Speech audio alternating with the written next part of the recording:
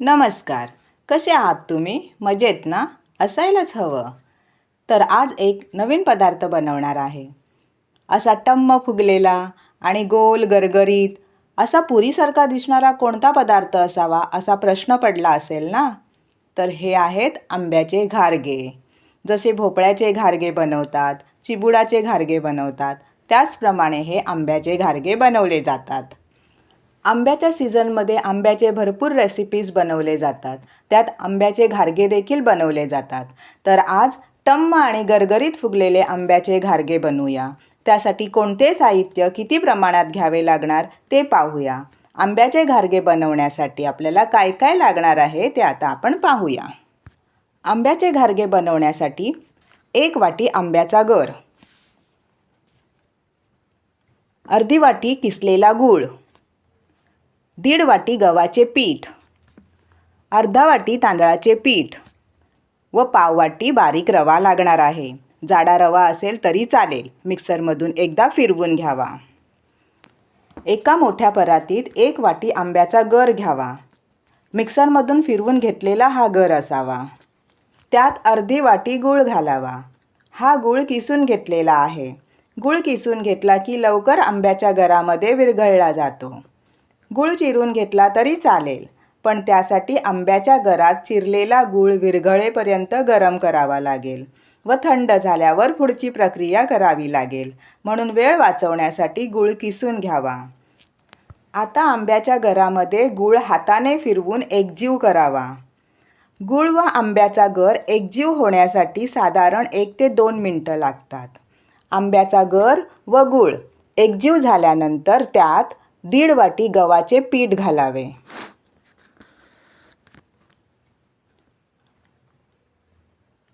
अर्धी वाटी तांदळाचे पीठ घालावे व पाव वाटी बारीक रवा घालावा. चवीपुरते मीठ घालावे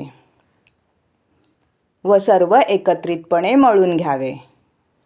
कधीकधी घारगे बनवताना चण्याचं पीठ देखील वापरतात. जर चण्याचं पीठ वापरायचं असेल तर पाव वाटी चण्याचे पीठ वापरले तरी चालेल. पीठ जर मळताना पातळसर वाटत असेल तर गरजेनुसार पाव किंवा अर्धी वाटी गव्हाचे पीठ घालावे व पीठ चांगले मळून घ्यावे. आणि अशा प्रकारे पिठाचा एक चांगला मोठा गोळा तयार करावा. आणि पुन्हा एकदा थोडे चांगले मळून घ्यावे. हाताला थोडेसे तेल लावून पीठ मळावे व तेल लावून झाल्यानंतर देखील चांगले मळावे व असे चांगले मळून झाल्यानंतर हे पीठ 10 ते 15 मिनिटासाठी झाकून ठेवावे. 10 ते 15 मिनिटांनंतर पीठ खूप मऊ झाले आहे. घारगे बनवण्यासाठी योग्य प्रकारे पीठ तयार झाले आहे. हे पीठ पुन्हा चांगले मळून घ्यावे. पहा, हाताला देखील पीठ चिकटत नाही आहे, म्हणजे हा पिठाचा गोळा चांगल्या प्रकारे तयार झालेला आहे. आता हाताला थोडेसे तेल लावून पुन्हा एकदा पीठ चांगले मळून घ्यावे. पीठ चांगले मळून झाल्यानंतर त्या पिठाचे लिंबा एवढे गोळे तयार करावे. आणि त्या पिठाचे जेवढे गोळे तयार होतील तेवढे सर्व गोळे तयार करून घ्यावेत.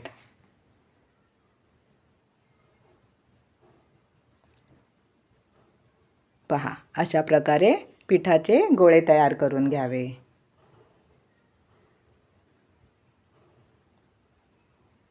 सर्व गोळे तयार करून घेतलेले आहेत.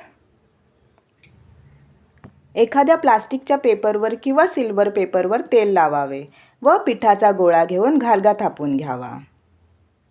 लाटून घेतला तरी चालेल. लाटताना चिकटत असेल तर पीठ लावून लाटले तरी चालेल. अशा प्रकारे छान गोल थापून घ्यावा. थापताना तो जास्त पातळही नसावा आणि जास्त जाडही नसावा.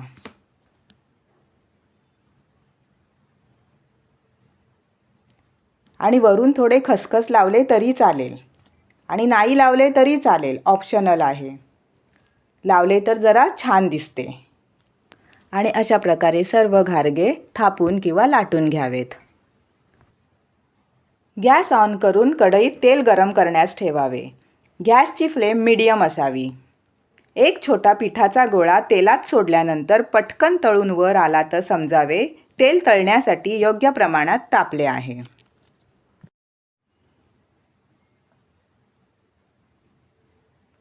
मग त्या तेलात एक घारगा सोडावा. उलट करण्याची घाई करू नये.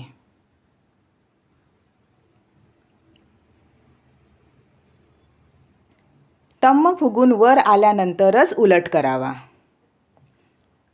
व खालच्या बाजूने देखील खरपूस तळून घ्यावा. दोन्ही बाजूने असा खमंग आणि खरपूस तळून झाल्यानंतर घारगा काढावा.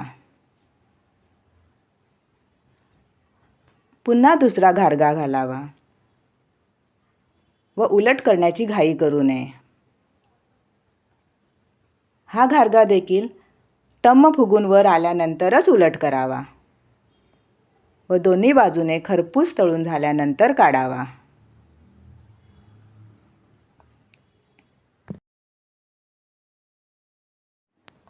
आणि अशा प्रकारे एक एक करून सर्व घारगे तळून घ्यायचे आहेत. तळताना घाई न करता टम्म आणि गरगरीत फुगल्यानंतरच उलट करून घ्यायचे. दोन्ही बाजूने खमंग आणि खरपूस तळून झाल्यानंतर काढावेत. आता सर्व आंब्याचे घारगे खमंग आणि खरपूस असे तळून झालेले आहेत. आंब्याचा सीझन संपण्यापूर्वी घरात उपलब्ध असलेल्या साहित्यापासून असे आंब्याचे घारगे एकदा नक्की करा. हे घारगे सर्वांना आवडतील. आंब्याचे घारगे बनवताना पाण्याचा अजिबात वापर केलेला नाही आहे. त्यामुळे हे आंब्याचे घारगे जवळजवळ 3 ते 4 दिवस चांगले टिकतात. लवकर खराब होत नाहीत. हे घारगे आतून किती सॉफ्ट झालेले आहेत. तसेच त्याचा वरील भागही अलगद वेगळा करता येतो.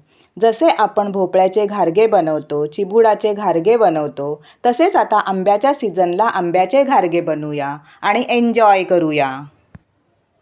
तर ही रेसिपी कशी वाटली? रेसिपी आवडल्यास लाईक करा, शेअर करा आणि न विसरता आपली घरगुती लाईफ या चॅनलला सबस्क्राईब करा. पुन्हा भेटूया नवीन रेसिपी सोबत. धन्यवाद. श्री स्वामी समर्थ. जय जय स्वामी समर्थ.